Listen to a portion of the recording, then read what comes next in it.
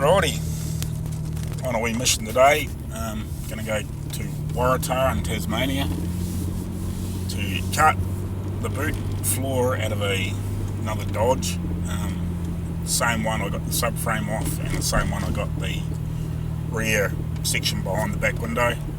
Got that off. I was originally just going to patch my floor up, but this floor's, well, should be way better. So hopefully we'll just better whack the back floor out of it, some around the wheel arches, and drop around the wheel arches and across the boot floor where I made those new panels.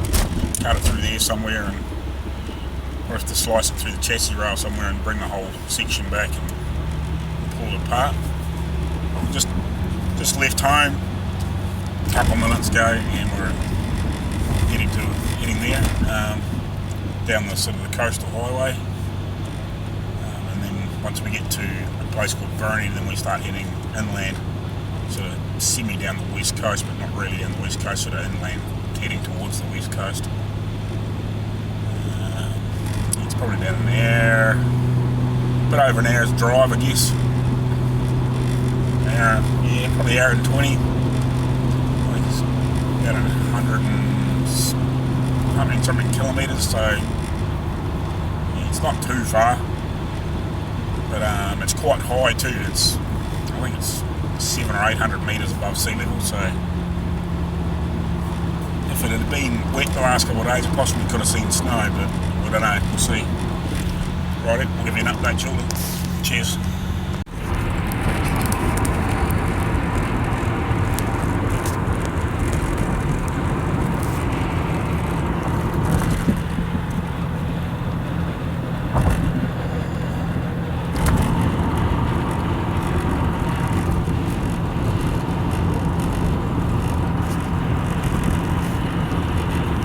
Heading along the coast highway still, only a few minutes since the last bit. Just heading up the next sort of little major town along here is called Ulverstone. It starts with a U. As you can see on that sign, if you can read that. It's just up the road here a little bit. That's somewhere around, how many thousand people there? About 10? Somewhere around about 10,000. Place we live in Devonport's about somewhere around the 25 to 30. There's lots of little towns along here and lots of little settlements. Like there's one just that we're sort of just going through in between along the highway. I don't know, it's called Turner's Beach, and there's a place here called Forth. There's probably about 1,000 people in them. They're just little settlements. And then beyond Ulverstone, there's a place called Penguin. I don't know how many people there. What, about 4,000 or 5,000, I suppose. Maybe around about that figure. There's lots of little places along here like that. So they're not even that far apart. Sort of every 10 or 15 kilometres, I suppose. Sort of along this coastal highway. And then if you go beyond Burnie, there's it's just still similar to that, where they just start spreading out after a while. Like past Burnie, there's Wynyard, and then the next sort of major one past that is a place called Smithton, which is actually where Rachel was born. But that's quite a wee way away past there. Like that's about an hour from Burnie, give or take. But there's little pieces dotted along there too, like little sediments. There's a place called Stanley, which is quite a tourist quite a little touristy fishing area. This is sort of the start of the industrial of Ulverstone. There's sort of a couple of industrial sections.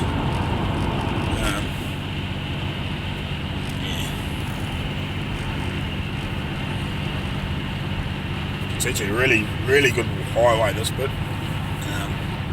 It's like it's 2 lanes all the way from just the other side of Devonport, heading back the other way.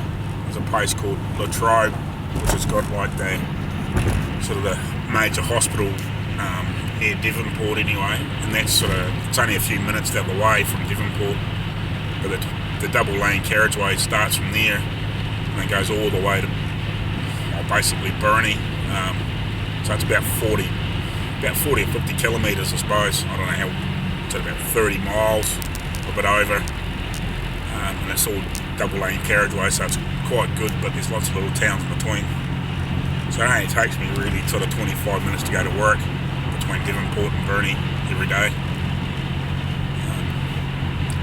And there's only really there's about a couple of roundabouts that I've got to go around on the way through, just where the roads come in. So yeah, I'm trying to think, well, there'd be about a bit over 100,000 people up here, I suppose, in this area, but it's sort of spread out. Alrighty, give you another update in a minute.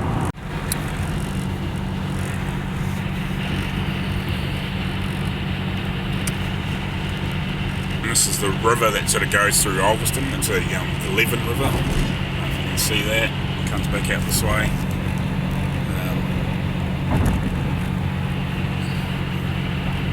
It's quite pretty through here, really.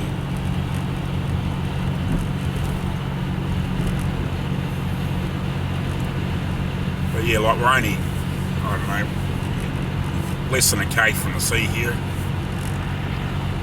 I guess if you went straight towards it, so it sort of juts in and out this highway, and it doesn't go too far, and then it's back towards the sea.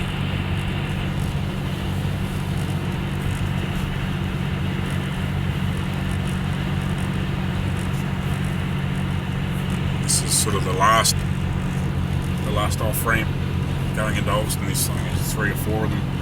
You can go in different areas. Alrighty. This is just to see it heading through the middle of that Penguin place I told you about. Not that you can really see much on the highway. It's sort of out both sides. Just looking back over towards the coast.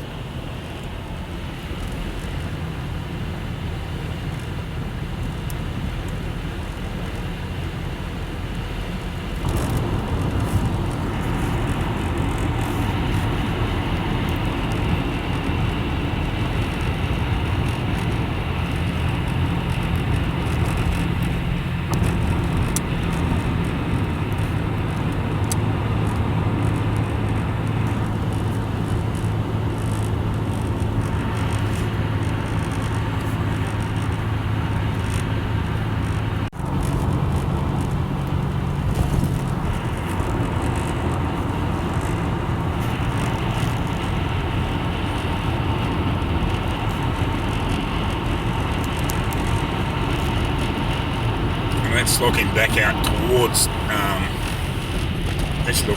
towards the mainland over there. Like, it's a fair way away, like you're never going to see it, but that's actually heading back out towards the mainland of Australia, back towards Melbourne sort of area. About 500 kilometres across there. So I don't know, whatever that is in miles. Fair bloody way anyway. Like it's 12 hours on a boat in the Spirit of Tasmania. I got 2 boats that go backwards and forwards. 2 big sort of ferries. There is like there is shipping boats and stuff that go across there with other cargo, but like the 2 main ones that take people across. Spirit of Tasmania. So yeah, like it's 12 hours on a boat, so it's quite a distance.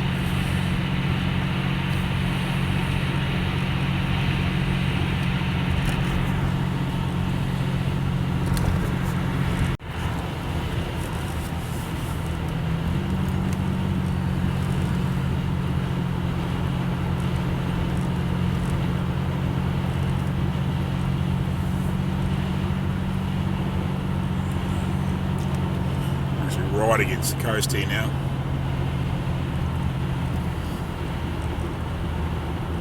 It would have been a pretty rugged piece of coastline way back in the day, I reckon. Would have been interesting trying to carve a road along here.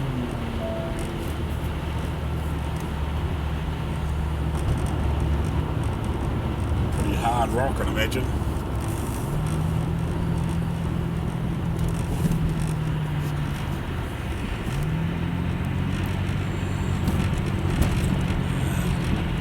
And sort of January, was it January or February, somewhere around about there, I might have been a little bit late on that. There's a hot rod sort of car show and swap meet up in here.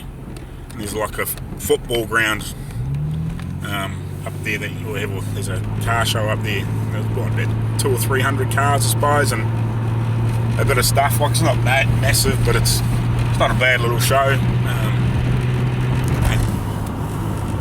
It's not a big swap meet either, but you know, there's a few bits and pieces to have a look at and buy and whatever. Slowly getting bigger. I think they've been doing it for a few years.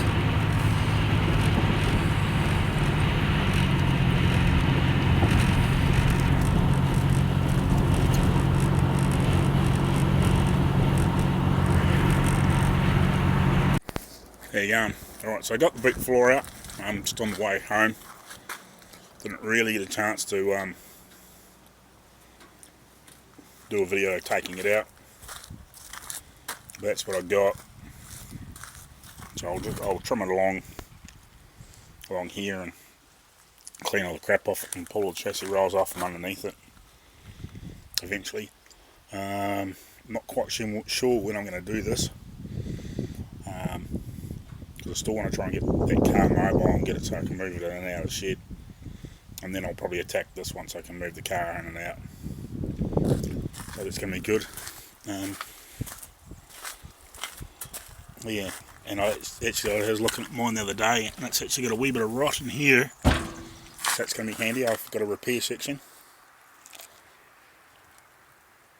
so looks cool. Right.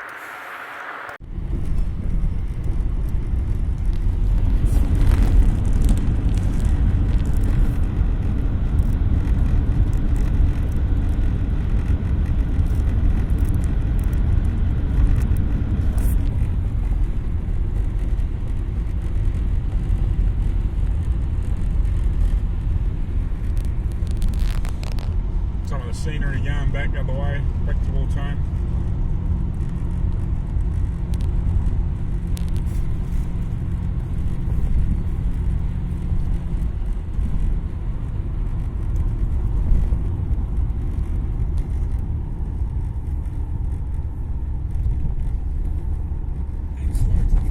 Alrighty, road trip update I suppose. So I'm home.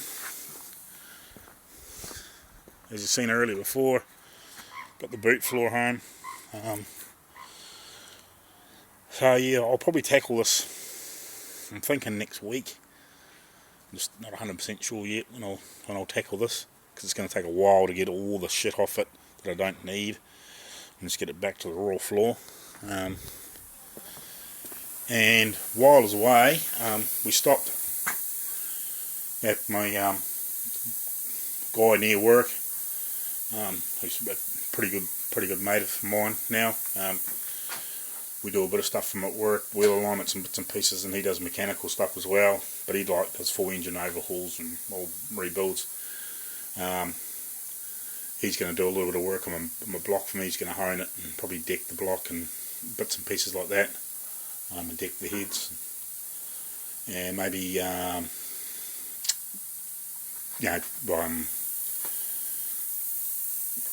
check over the heads, probably, maybe recut the seats or whatever, grind the valves or whatever, any little bits and pieces like that I need done. I'll take it to them. But yeah, I dropped my top and bottom arms off and took them the new bushes. Mainly what I wanted them to do on the bottom arms was just push them out, and I was going to get the other bushes off, but he got them in and out, put all the new bushes in, so that was good, because I was just going to get them to push the pins out, and then I was going to weld a washer in the back of the outer sleeve so I could push it out and so I was going to bug around and do that, but he managed to do it all for me in the time that it took me to drive to go cut the floor out, and then get back to his shop. He had it all done, sitting there waiting for me. He was just pressing the last pin in one of these bottom arms, and he put all the ones in the top arms too. I just got them sitting out here. So for this afternoon I am going to try and put all this front end back together. So all this are all new bushings and back in here now, so that's good. Part of this will go back together temporarily, but the bottom arms will probably stay in there. I had a little play with the steering box last night, and I've sort of debinded it a little bit, but we'll see what happens. It's got a little bit of slop in it that I just can't get out,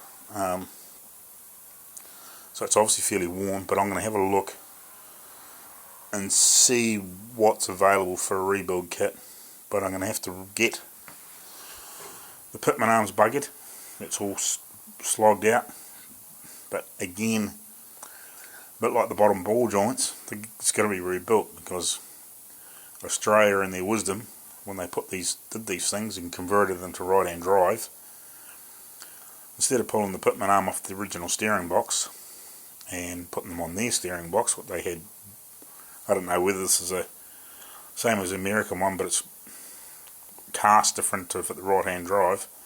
Instead of just swapping the pitman arm and the idler arm to the other side and making them usable the other way, they re-engineered them so they're unique to this thing. So I've got to do the same. So yeah, I've got to rebuild that one, and I've got to rebuild the idler arm, because they're both fairly sloppy. I'll show you. Get in here. Like, that shouldn't move. That should stay steady. It should turn that way, but not backwards and forwards. So I'm going to have to pull that off and set my idler arm away. Later on, I'll do them later on, and get them rebuilt. It's about $300 to do both, which is a bit of a pain, but yeah, because they made them unique to these bloody things, it's a bit of a curse. So at some point, depending on what happens, if I can come across a spare pitman arm and a spare idler arm, I'll keep them.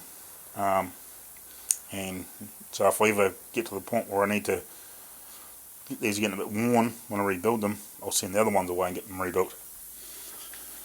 So yeah, I'm just cleaning these up, and just freeing all the bolts up and freeing the adjusters up, because we're sitting and probably putting them in that wash, they seized up a little bit.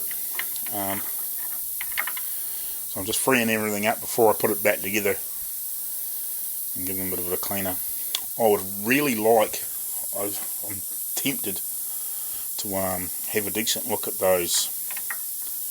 There's some reinforcement plates I really would like to put on the bottoms of these before I put them in permanently. So I'm going to have a look.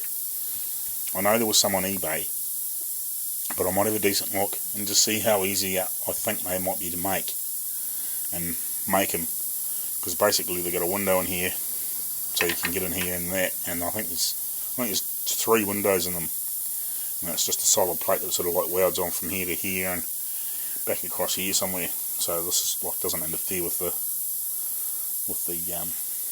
this bit. But yeah, so I'd like to bug around and put them on and stiffen these up, because apparently it makes a bit of difference to the way they handle, and they don't flex so much. Apparently it's a bit of a, not so much a weak point, but it stops them from handling quite so nice. So anyway, I'll piss around and finish cleaning these up and loosening all this stuff up, and then I'll drag out my torsion bars, and then I'll start hunting for all the hardware to put this stuff back together. Most of the bolts and stuff are in one of these ice cream bottles, and I think some of the other stuff's in here, but I'm not 100% sure. But I'm not going to worry about shocks or anything like that, but I just want to get the torsion bars back and bottom arms back and all the steering and shit, just so I can move the bloody thing around. And then once I got that done, we'll give the old girl a push out and probably really start reassembling the front end, like the pin work. And in the meantime, maybe knock a few more dints out of that front guard, and then sometime next week I'll hook into that boot floor and get that separated. As long as the weather's fine, I'll push that out and I'll set it up in here and we'll pull it all apart and yeah, do a few bits and pieces like that. So definitely making some headway. Oh, and while I was there, because most of the other cars are missing, but the tunnel's still there, and I had a really good look. Now I think I'm going to be right for clearance, so I'm very, very, very tempted to whip that out and just put a patch in there and just make it round again. But the original tunnel is actually, from what I can tell, is smaller. It actually, it's fat along here and then it drops down in like quite a bit. Like it actually drops down about that much at this seam, or about this seam, drops down and actually gets smaller through here, and there's like a big step in here, and yeah, so that's why it's all sort of funny plating, like is. So yeah, like it's actually smaller than that. So I reckon if I do whip that piece out where that shifter's been and put a nice shaper piece up and sit it in there so it looks nice, I don't think many people will know. And once I clean everything all up and seal it all up from the bottom and try and make it look as nice as possible and put a real good heavy coat of some sort of texture undercoat, not a sticky one, just a real good thick, like some sort of anti-stone chip coating or something like that, and give it a real good coverage to try and hide where it's all been re-welded and joint and all those sorts of things. And in the inside I'll probably do something similar. I'll coat all the inside of the floor probably. So yeah, I think I'll be right. I'll still will double check it, but I think I'll be right. I think I should better patch that, and I don't think I have to worry about doing anything else to the tunnel.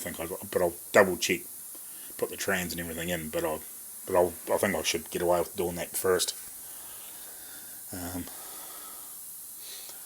So yeah, so we're getting there. Nothing else to tell you. Nah, I'll carry on, and yeah, we'll join some of these videos together. I might do it in a couple of sections now because I'm getting a bit of footage built up, and we'll see how we go. Alrighty, cheers.